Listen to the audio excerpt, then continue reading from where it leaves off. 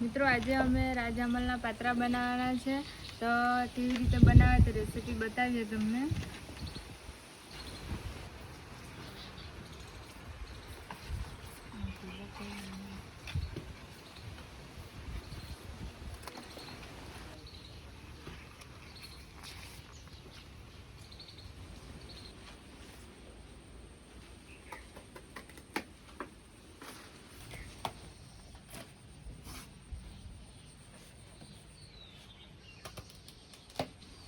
પાત્રા કાપીને તૈયાર કરી દીધા છે, હવે એનો લોટ તૈયાર કરી લઈએ।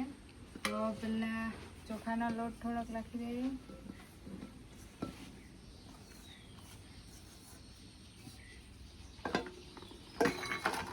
પછી થોડોક ચણાનો લોટ,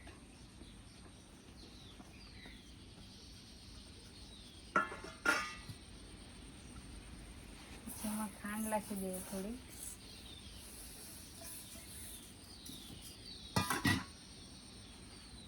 તો પછી નાખીએ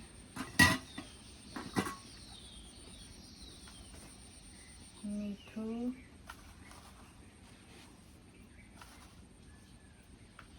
હળદર,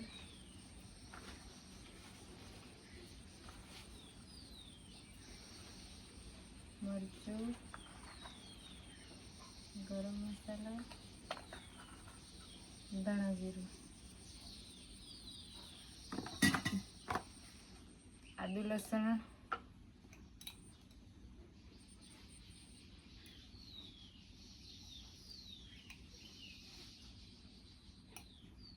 થોડુંક તેલ નાખી દઈએ।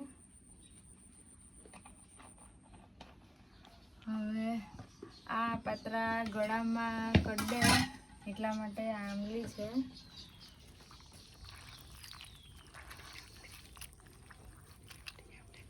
ખાટી આંબલી છે, એ અમે મીઠુંમાં રાખીને મૂકી રાખેલી હતી। આ રીતે ખાટી આંબલીનું પાણી બનાવવાનું ને પછી નાખી દેવાનું।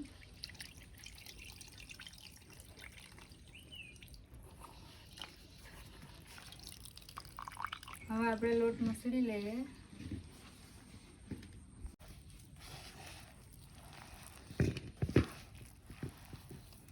તો આ રીતે પાણી રેડતા જવાનું અને લોટ સાથે મસળતા જવાનું, એટલે અંદર નાખેલું આદુ લસણની ચટણી, મરચું, ધાણા જીરું, હળદર, મીઠું બધું મિક્સ થઈ જાય। જેટલું જરૂર જણાય તેટલું પાણી રેડવાનું।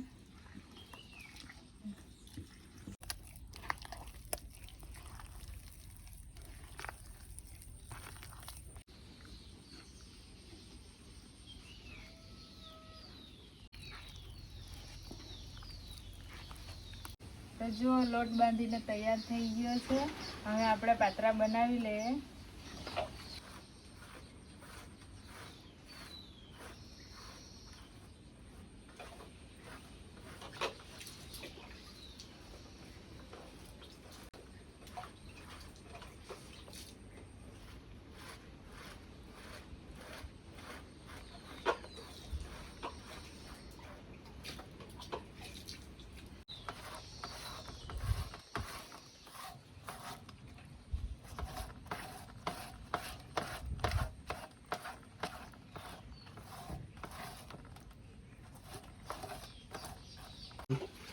તો આ રીતે લોટ લગાવતા જવાનું અને પાત્રાને વાળતા જવાનું। પાત્રું ઘણું મોટું છે, એટલે થોડું થોડું લોટ લગાવતા જઈને વાળ્યું છે।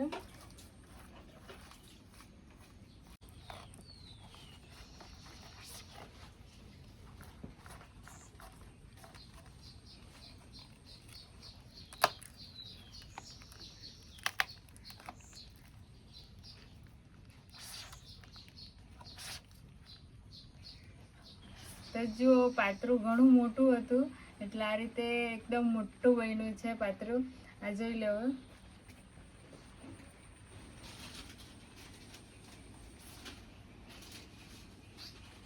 તો જુઓ અમે પાત્રા કેટલા બધા બનાવી લીધા છે। આ જે બહુ મોટા દેખાતા છે તે મોટા પાત્રા હતા, તેના પાત્રા છે આટલા। પછી આ જે નાના પાત્રા હતા ને તેના નાના બનેલા છે। ચાલો તો હવે એને અમે ચૂલા પર બાફવા મૂકી દઈએ।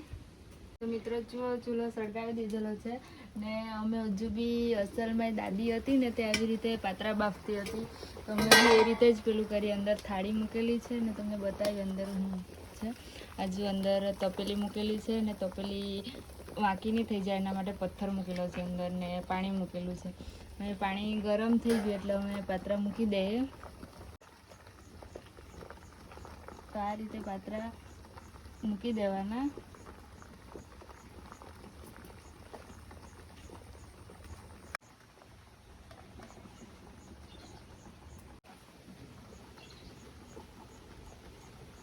જો આ રીતે અમે પાત્રા મૂકી દીધા છે. મોટા પાત્રા બધા આવી ગયા છે, હજુ નાના બાકી રહી ગયા છે એટલે અમે પાછી આ થાળી લઈ લઈને પછી મૂકવા પડે નાના.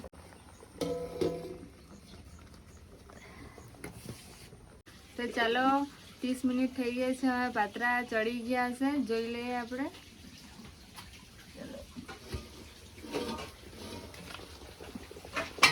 તો જુઓ પાત્રાનો કલર બદલાઈ ગયો છે એટલે પાત્રા ચડી ગયા છે. હવે આ થાળી કાઢી લઈએ.